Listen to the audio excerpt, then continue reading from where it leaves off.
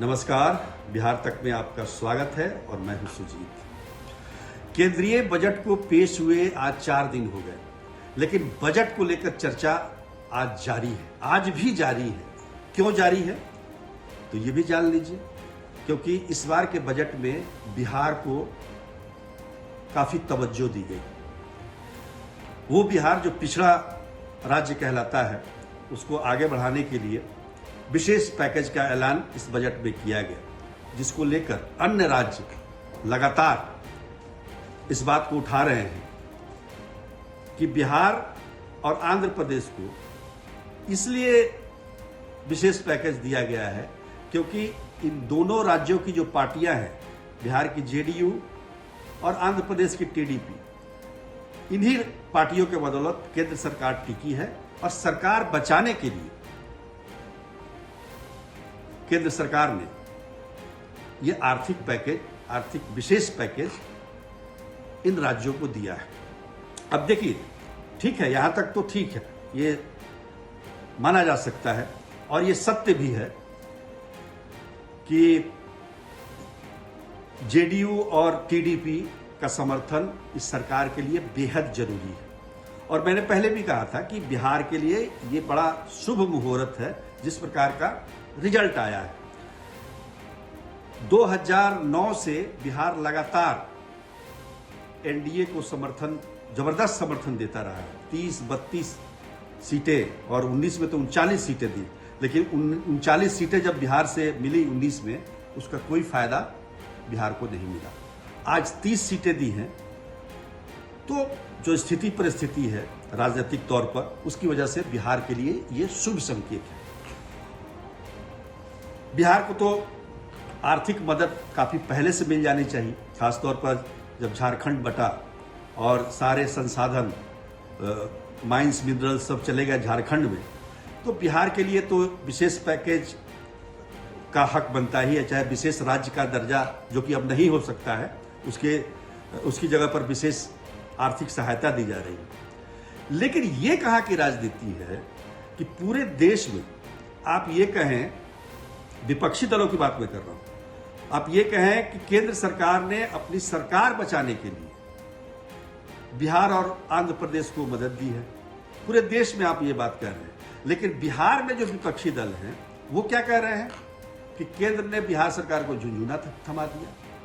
अब वही पार्टी है जो केंद्र में, दिल्ली में कुछ और बात बोल रही है कि सरकार बचाने के लिए ये बजट में आर्थिक पैकेज दिया गया है बिहार को, और बिहार में उसी पार्टी के नेता कह रहे हैं कि कुछ भी नहीं मिला जी, ये तो बस झुंझुना है, ये इससे कुछ नहीं होने वाला, ठगे गए।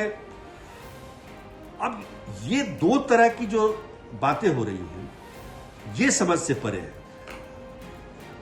भाई मिला है, अगर पैकेज मिला है तो आपको दिल्ली में दर्द हो रहा है, और यहां आप कह रहे हैं कि कुछ मिला ही नहीं है।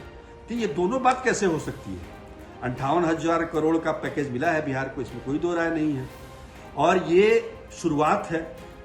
आगे और भी इसमें जैसे जैसे योजनाएं बढ़ेगी और भी आर्थिक पैकेज केंद्र से मिलेगा, जैसा कि बिहार सरकार के जो वरिष्ठ अधिकारी हैं वो बताते हैं।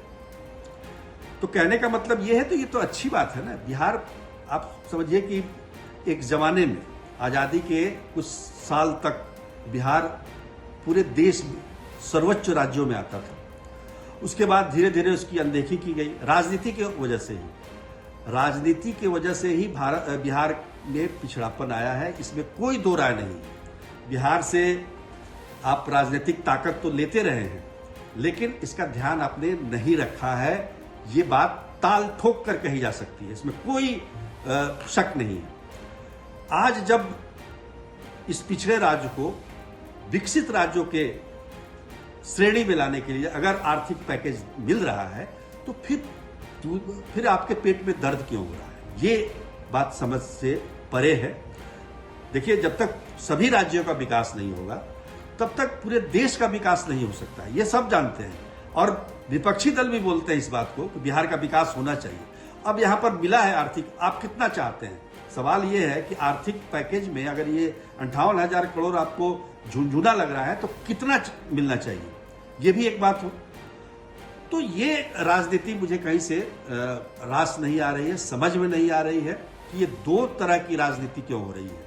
एक ही चीज को दिल्ली में कुछ और बोला जा रहा है और बिहार में कुछ और बोला जा रहा है। दिल्ली में कहा जा रहा है सरकार बचाने के लिए केंद्र सरकार ने मजबूर होकर इनकी मदद की है, इन राज्यों की, बिहार और आंध्र प्रदेश की, और यहाँ कहा जा रहा है कि झुनझुना थमा दिया। तो ये तो मुश्किल है। आपको कहना है तो आप ये पूछ सकते हैं कि 1.25 लाख करोड़ का जो पैकेज 2015 में प्रधानमंत्री नरेंद्र मोदी ने जो अनाउंस किया था 2015 के विधानसभा चुनाव के दौरान, उस पैकेज में कहां कहां कितना खर्च हुआ है और कितना पैसा बचा है, उस आधार पर हम ये कह सकते हैं कि ये जो 58,000 का पैकेज मिला है, ये इसका इस्तेमाल बिहार सरकार किस प्रकार करती है। क्योंकि 1,25,000 करोड़ का जो है वो हिसाब किताब विपक्ष को लेना चाहिए, लेकिन विपक्ष को इससे कोई मतलब नहीं है। विपक्ष को बस राजनीति से मतलब है। बिहार कहीं भी रहे, आगे रहे, विकास करे नहीं विकास करे, इससे कोई मतलब नहीं है। मेरा ये मानना है। आप ये निकालिए ना कि 1,25,000 करोड़ का क्या हुआ, क्या क्या चीजें बनाई गई हैं। एयरपोर्ट बनाया गया है, सड़कें बनाई गई हैं, क्या क्या चीजें किस मद में इसको खर्च किया गया है या किया जा रहा है। तो ये एक बात समझ में आती है। पर एक ही पैकेज को दो नाम आप नहीं दे सकते कि एक मजबूरी और दूसरा झुनझुना, ये दोनों कैसे हो सकता है। तो विपक्ष को थोड़ा सा इस पर ध्यान देने की जरूरत है। अच्छी बात है कि भाई 1,25,000 करोड़ का जो पैकेज मिला था उसमें क्या चीजें अनाउंस हुई थी और वो चीजें बनी कि नहीं बनी, इस चीजों को सामने लाइए ना। थोड़ी मेहनत कीजिए। केवल ये कह देना कि कुछ नहीं, ठगे गए, झुनझुना पकड़ा दिया है, इससे बिहार का कोई लाभ नहीं होने वाला है और ना इससे कोई वोट बैंक पर कोई असर पड़ने वाला है। जो काम करेगा वोट उसी को मिलेगा। निश्चित तौर पर विकास के नाम पर वोट मिलता रहा है। तो मेरा सुझाव विपक्ष को सिर्फ इतना है कि आप जो है हिसाब किताब रखिए कि भाई ये काम, इस काम में इतना पैसा लगा, इस काम में इतना पैसा लगा, क्योंकि भ्रष्टाचार भी बहुत है बिहार में, इससे कोई इनकार नहीं कर सकता। अभी भी देखिए अधिकारियों के यहाँ ईडी के रेड पड़ रहे हैं, नेताओं के यहाँ ईडी के रेड पड़े हैं। तो भ्रष्टाचार से तो ये नहीं कहा जा सकता है कि भ्रष्टाचार का तो गंगोत्री बह रही है यहाँ पर, भ्रष्टाचार की गंगोत्री। तो आपको उस पर विशेष ध्यान देने की जरूरत है। कागज निकालिए, जानकारी जुटाइए और जनता के सामने पेश कीजिए उसको।